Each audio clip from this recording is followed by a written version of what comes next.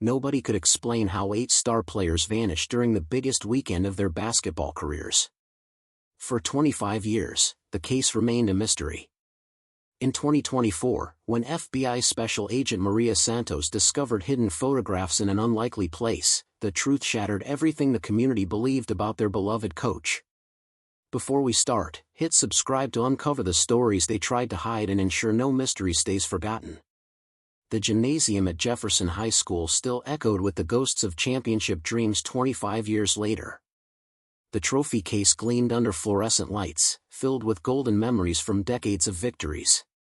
But in the center, where the 1999 state championship trophy should have stood, there remained only an empty space and a small plaque that read, "In memory of the Jefferson Eagles who never came home."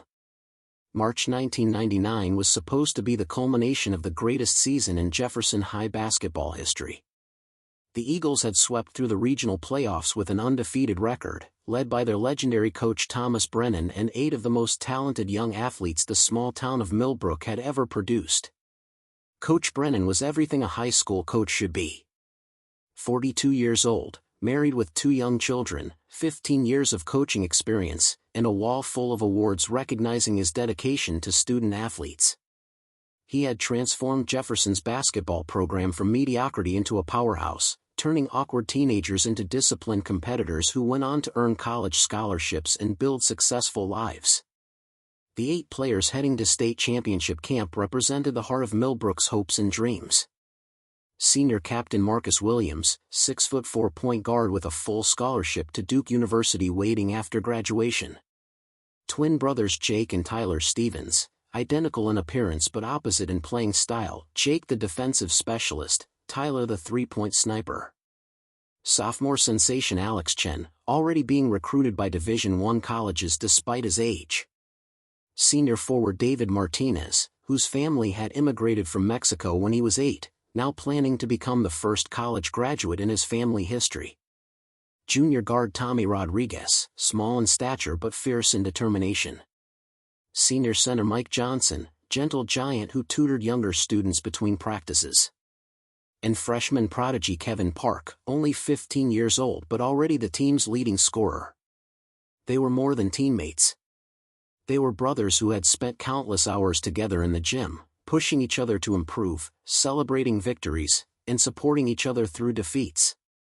Their bond extended beyond basketball into genuine friendship that their families often marveled at. The plan was straightforward. Drive 3 hours to Pine Valley Resort for the state championship preparation camp. 3 days of intensive training, team-building exercises, and strategic planning. Return home Tuesday evening ready to compete for the state title the following weekend. Coach Brennan would drive the team van. Assistant coach Jerry Walsh would follow in his personal vehicle with equipment and supplies. The boys would stay in shared cabins at the resort while coaches occupied nearby staff quarters.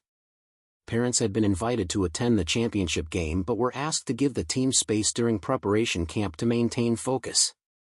Friday afternoon, March 19, 1999, the team gathered in the school parking lot. Parents hugged their sons goodbye, cameras captured final group photos, and the entire school turned out to wish their heroes farewell. The local newspaper photographer documented the departure, publishing the final image of the 8 players standing proudly beside their team van. That photograph would become the last confirmed sighting of the Jefferson Eagles basketball team. The first indication something was wrong came Tuesday evening when the team failed to return at the expected time. Parents gathered at the school, assuming the van had experienced mechanical problems or traffic delays. Coach Brennan was known for his punctuality, but traveling with teenagers sometimes created unexpected complications. By 10 p.m., concern had escalated to alarm.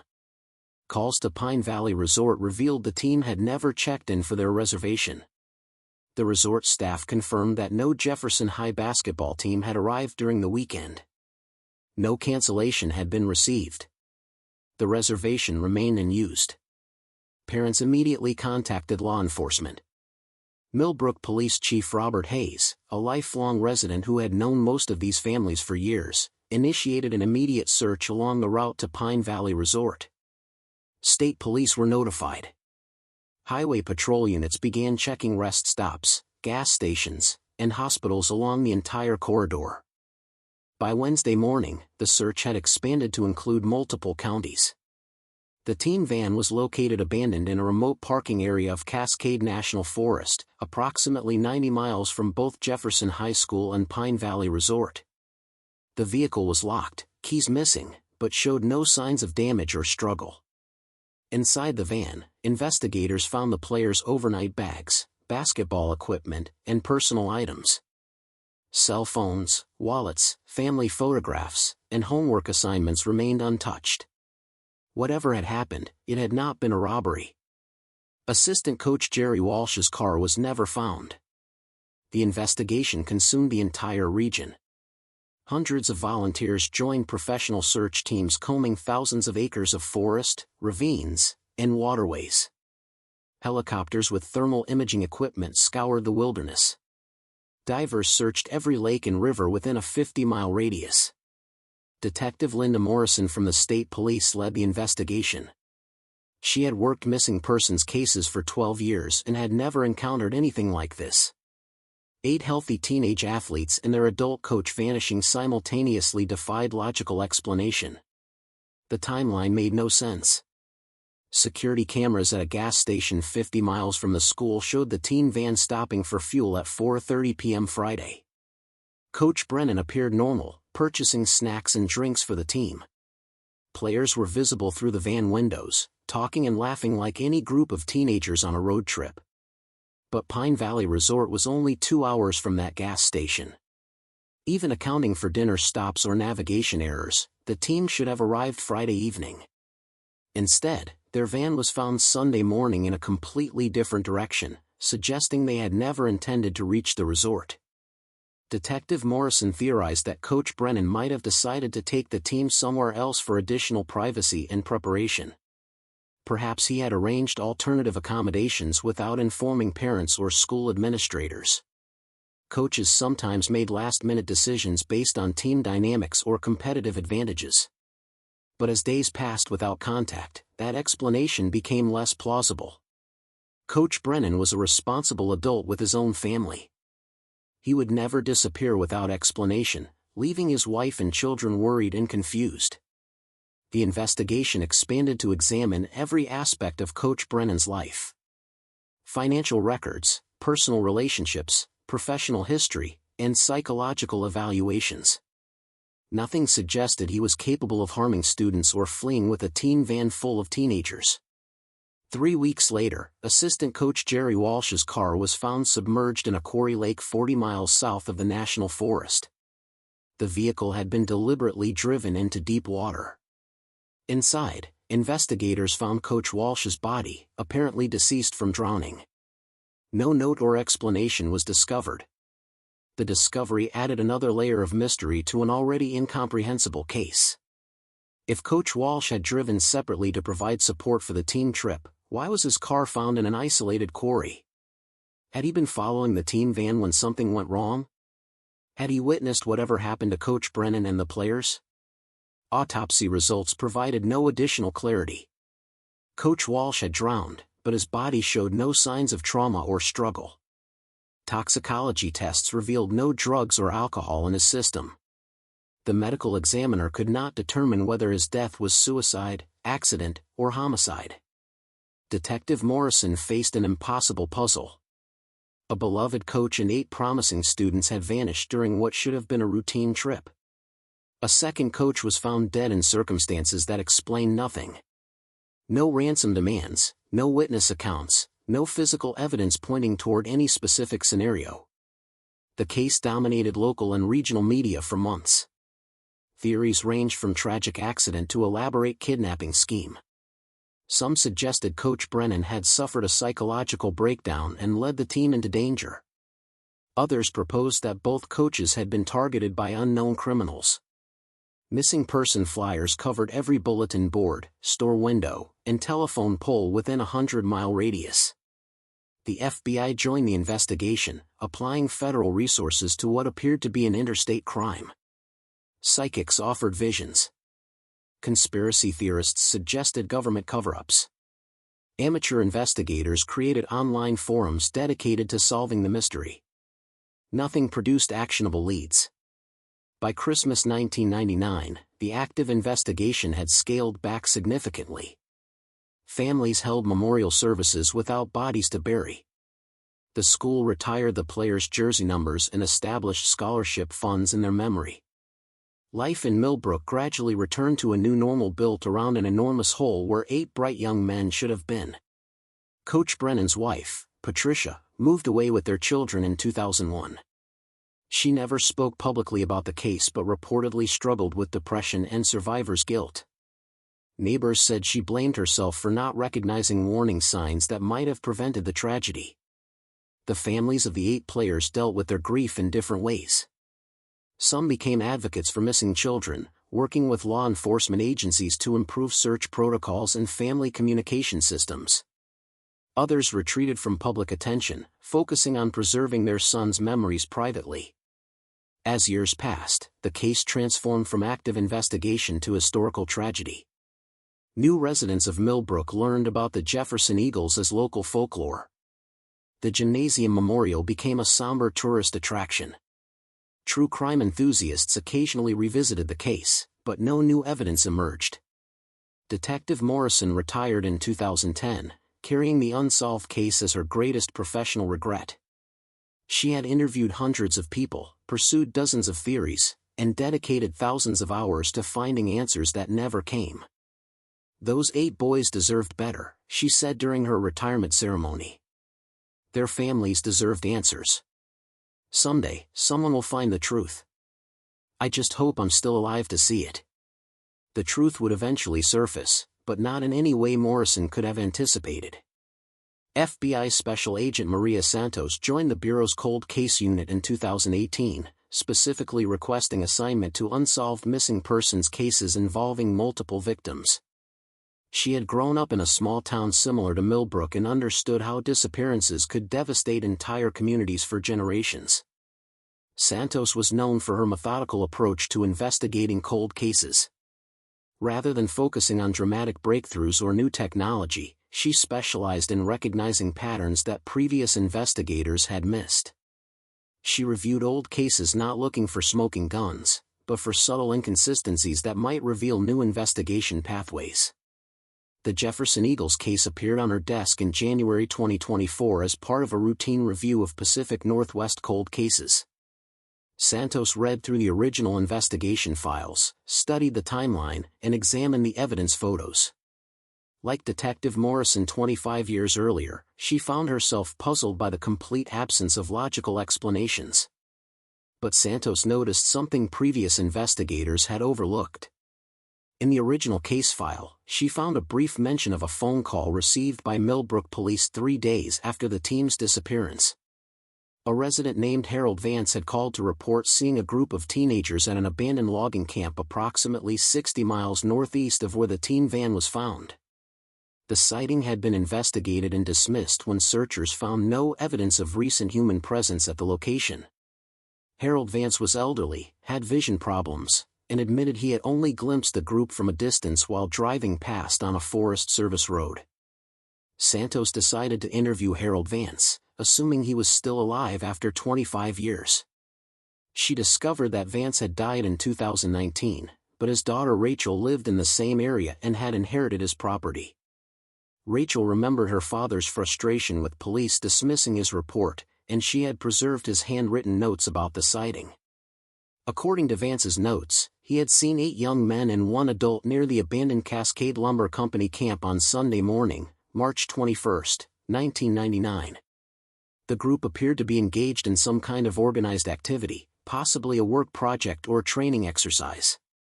Most significantly, Vance had noted the presence of a second adult vehicle at the logging camp, a pickup truck that he described as official-looking with government or utility company markings. This detail had never appeared in the original police report. Santos immediately drove to the abandoned logging campsite. 25 years later, the facility remained essentially unchanged. Several wooden structures in various states of decay, overgrown access roads, and remnants of industrial equipment that had been left behind when the company closed in the 1980s. but Santos brought capabilities that hadn't existed in 1999. Ground-penetrating radar, advanced metal detection equipment, and forensic techniques that could identify human presence decades after the fact. Within 3 days of searching, her team had identified anomalies beneath one of the collapsed logging buildings. Excavation revealed a deliberately constructed underground chamber that had been carefully concealed beneath the building's foundation. The chamber contained evidence that would finally solve the 25-year mystery, but the truth was more disturbing than anyone had imagined. Inside the underground space, Santos's team found personal belongings that had belonged to the 8 missing players.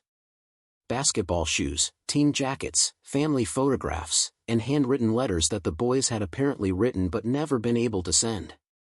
More significantly, they found hundreds of photographs that documented the team's final days in horrifying detail. The photographs had been taken by Thomas Brennan. The images revealed that Coach Brennan had indeed taken his team to the abandoned logging camp, but not for basketball preparation. The pictures showed the players engaged in hard physical labor, clearing debris, digging trenches, and constructing what appeared to be permanent living quarters in the underground chamber. The boys appeared increasingly exhausted and distressed as the photo sequence progressed. Later images showed them confined in the underground space, their basketball uniforms replaced with work clothes, their expressions shifting from confusion to fear to resignation. Coach Brennan had been documenting his own crimes. Further investigation revealed that the respected coach had been planning this operation for months. He had researched the abandoned logging camp, studied its isolation and accessibility, and determined it would provide perfect concealment for an extended disappearance. Financial records showed he had been purchasing survival supplies, construction materials, and photography equipment throughout the winter of 1998 to 1999. He had told his wife these purchases were related to a summer basketball camp he was planning to establish. The underground chamber had been designed to hold people for an extended period. Ventilation systems, food storage, and waste disposal had all been carefully planned. Coach Brennan had intended to keep the team isolated at the logging camp indefinitely. But something had gone wrong with his plan. Additional photographs found in the chamber showed increasing conflict between Brennan and his captives. The boys had apparently begun resisting his control, attempting to escape, and refusing to cooperate with whatever long-term scenario he had envisioned. The final photographs in the sequence were the most disturbing. They showed the underground chamber being sealed, with no one visible inside. Agent Santos realized she was looking at evidence of mass murder disguised as disappearance. But the case still contained missing pieces. If Coach Brennan had killed the 8 players and concealed their bodies at the logging camp, where was he? The chamber had been empty when FBI teams opened it. No human remains were found anywhere at the site. The answer came from an unexpected source. While processing the evidence from the logging camp, Santos received a call from Patricia Brennan, the coach's widow. Patricia had been following news coverage of the FBI investigation and decided to contact Agent Santos directly. "I need to tell you something I've never told anyone," Patricia said during their phone conversation. "Thomas didn't disappear with those boys. He came home Sunday night." Santos arranged to meet Patricia immediately. During the interview, Patricia revealed that her husband had returned home alone on March 21, 1999, claiming the team trip had been canceled due to food poisoning at the resort. He seemed agitated and distracted but provided enough details about the supposed cancellation to satisfy her questions. The next morning, Patricia discovered Thomas dead in their garage, apparently from carbon monoxide poisoning. His car engine had been running in the closed space overnight. She found a brief note acknowledging his responsibility for terrible mistakes but providing no specific details about what had happened. Patricia had convinced herself that Thomas had committed suicide due to depression or mental illness unrelated to the missing team. She had never connected his death to the player's disappearance because he had returned home before anyone realized the boys were missing. Terrified that her husband's suicide would somehow implicate her or her children, Patricia had disposed of his note and told investigators that Thomas had never returned from the team trip. She had maintained this deception for 25 years, allowing the world to believe her husband was among the victims rather than the perpetrator. Agent Santos now understood the complete timeline. Coach Brennan had taken his team to the isolated logging camp with the intention of holding them indefinitely for reasons that would never be fully understood. When the boys resisted and his control broke down, he had killed them and sealed their bodies in the underground chamber. Realizing the magnitude of his crimes and the inevitable consequences, Brennan had returned home and committed suicide, leaving his widow to deal with the aftermath through deception and denial. The discovery of human remains at the logging camp confirmed Santos's reconstruction of events. All 8 players were found in the sealed chamber, along with evidence suggesting they had survived for several days before their deaths. Patricia Brennan was charged with obstruction of justice and providing false information to federal investigators. She cooperated fully with the investigation and expressed profound remorse for allowing the families to suffer 25 years of uncertainty while she protected her own family's reputation. The case closure brought mixed emotions to Millbrook and the families involved. After 25 years, they finally had answers, but those answers were more horrific than the mystery had been. Marcus Williams's parents released a statement, "We are grateful to finally know what happened to Marcus and his teammates. For 25 years, we held on to hope that our son might still be alive somewhere. Learning the truth is devastating, but it allows us to properly grieve and honor his memory." The families filed civil lawsuits against the school district for inadequate background checking and supervision of coaching staff. Investigations revealed that Thomas Brennan had exhibited concerning behavior patterns that were overlooked due to his successful coaching record and community reputation. Agent Santos was promoted within the FBI's cold case unit and assigned to lead similar investigations involving trusted authority figures who had abused their positions. The Jefferson Eagles case became a training example for recognizing warning signs of predatory behavior among youth coaches and mentors. The abandoned logging camp was thoroughly excavated and then permanently sealed. A memorial grove was planted at the site, with 8 trees representing each of the victims. Jefferson High School's gymnasium was renovated to include a permanent memorial wall featuring photographs, accomplishments, and personal stories of the 8 players. Their jersey numbers remain retired, but new plaques emphasize their lives and achievements rather than their tragic deaths.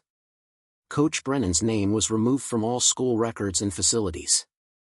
The coaching position he had held was restructured to require multiple adult supervision for all team travel and enhanced background screening for anyone working with student athletes. The case led to statewide changes in policies governing high school athletics, requiring GPS tracking for team vehicles, mandatory check-ins during travel, and multiple adult supervision for overnight trips. Most importantly, the 8 families finally had the closure they had needed for 25 years. They could now properly mourn their sons, celebrate their memories, and move forward with their grief rather than living in the limbo of uncertainty. Agent Santos reflected on the case in interviews years later. The Jefferson Eagles story reminds us that evil can hide behind the most trusted faces in our communities. These 8 young men trusted their coach completely, as they should have been able to do. Their betrayal of that trust cost them their lives, but their memory now serves to protect other young athletes from similar predators. The basketball trophy case at Jefferson High School was eventually filled again with new championships from subsequent teams. But the central space remained dedicated to the 8 Eagles who never came home, serving as a perpetual reminder that the safety of young people must always be the highest priority in any athletic program. Their legacy lived on not just in memory, but in the concrete policy changes that their tragedy had inspired to protect future generations of student athletes.